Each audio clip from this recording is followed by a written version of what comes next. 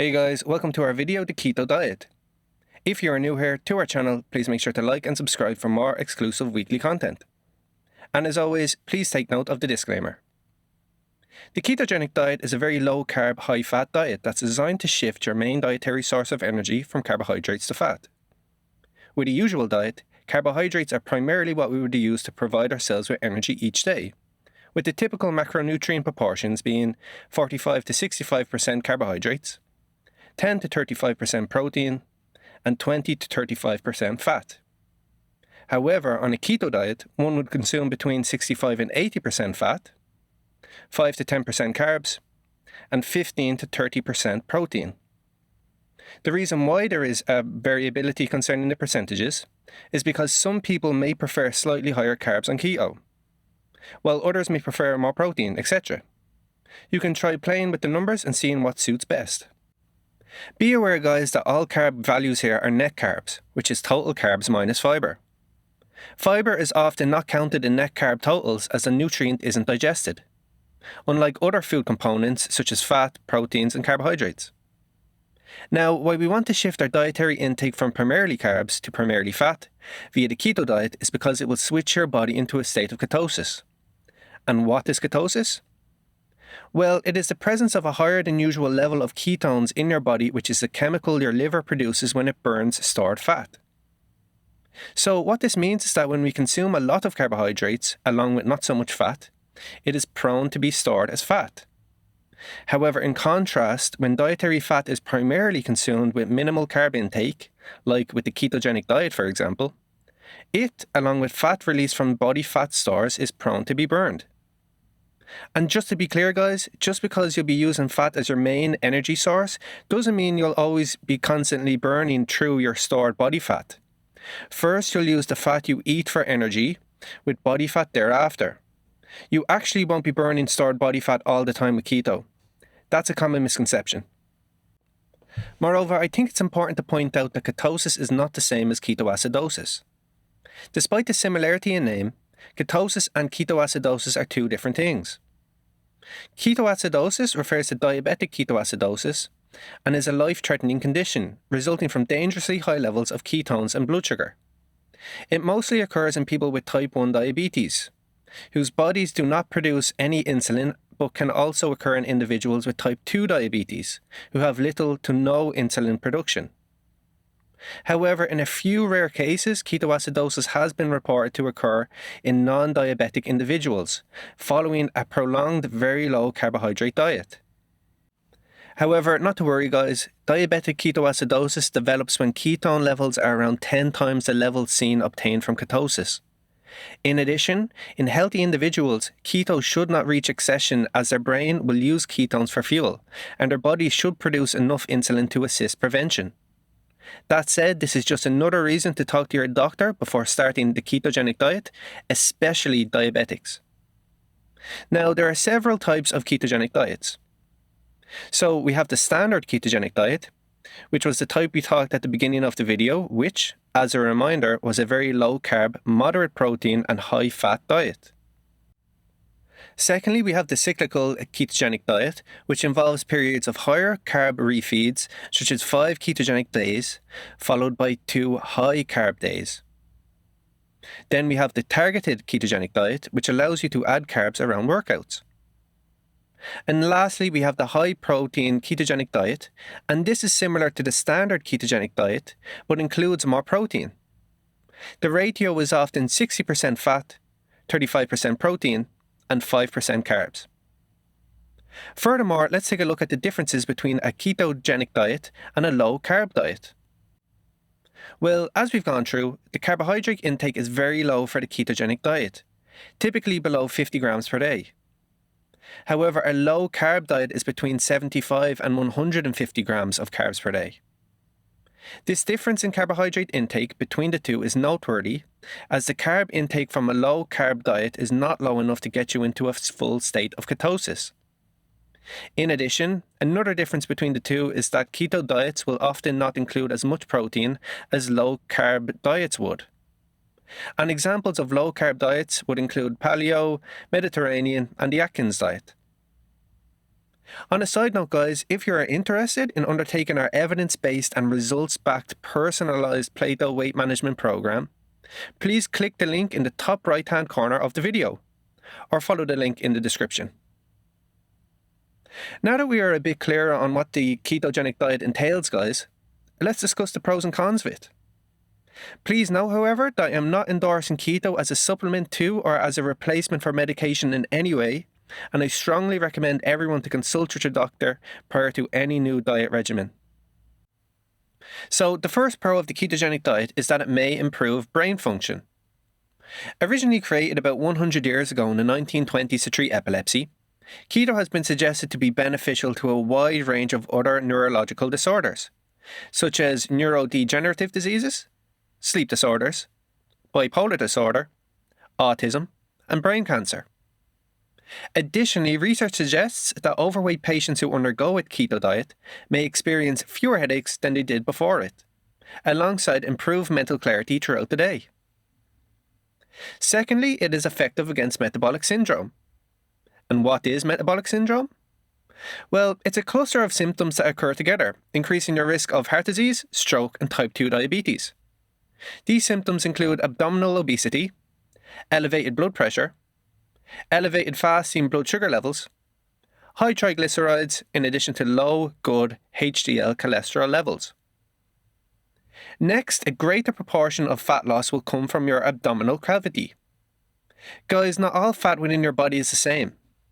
We have two main types of fat: subcutaneous fat, which is the fat underneath your skin, and visceral fat, which tends to accumulate in your abdominal cavity and lodge around your organs. Now, it is the visceral fat that presents more hazards to your health, as it increases your risk for developing several serious long-term life-threatening medical conditions, such as heart attacks, heart disease, type 2 diabetes, stroke, and cancer. So this is certainly good news. Another pro is that it provides stable energy throughout the day.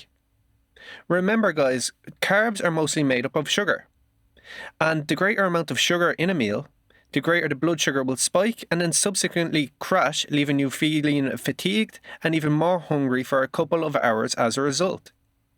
Therefore, guys, the less sugar or carbohydrates you consume, the more the blood sugar stays stable, as you can see from our graph.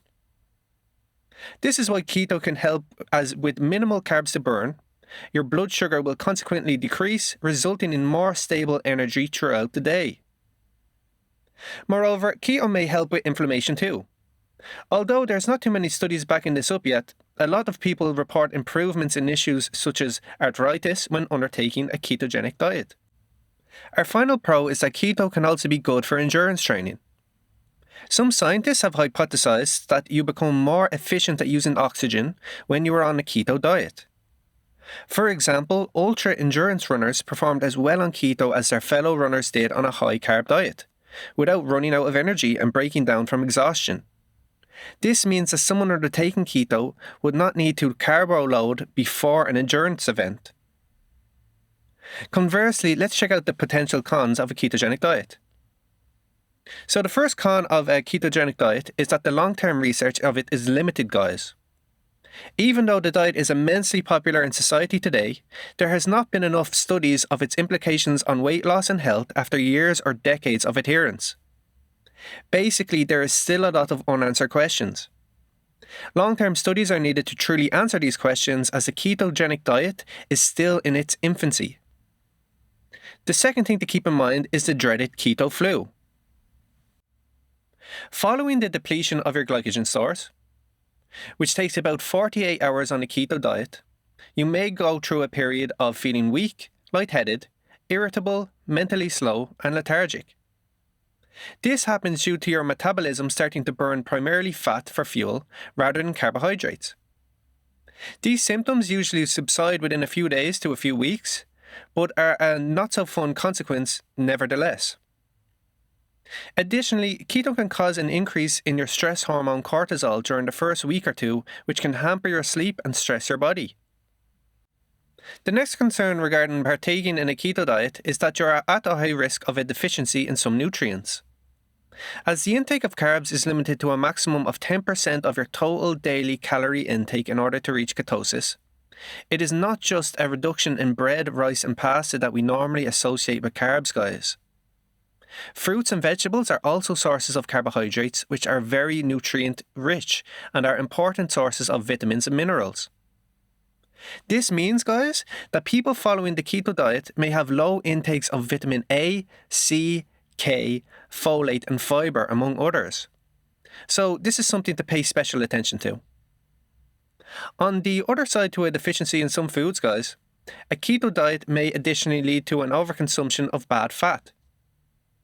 Although fat, of course, will be prioritized above all other macronutrients via keto, we still want to be sure to choose good fat and oils, like those that come from plants and organic or grass-fed animal products, rather than saturated and trans fat, as they are associated with a higher risk of heart disease and cancer, while also making you feel very sluggish. Moreover, kidney issues could arise from the keto diet. Kidneys indirectly regulate the breakdown of fat, so if you're undergoing ketosis with the consumption of primarily fat, it may present difficulty for those with kidney disease already. In addition, for the first few weeks on keto, there is an increase in uric acid in your blood, which is a contributor to kidney stones, especially if you are already susceptible to them. This is partly due to the lack of fiber in the diet, but you can reduce your risk by choosing keto-approved foods with a high fiber content and staying hydrated.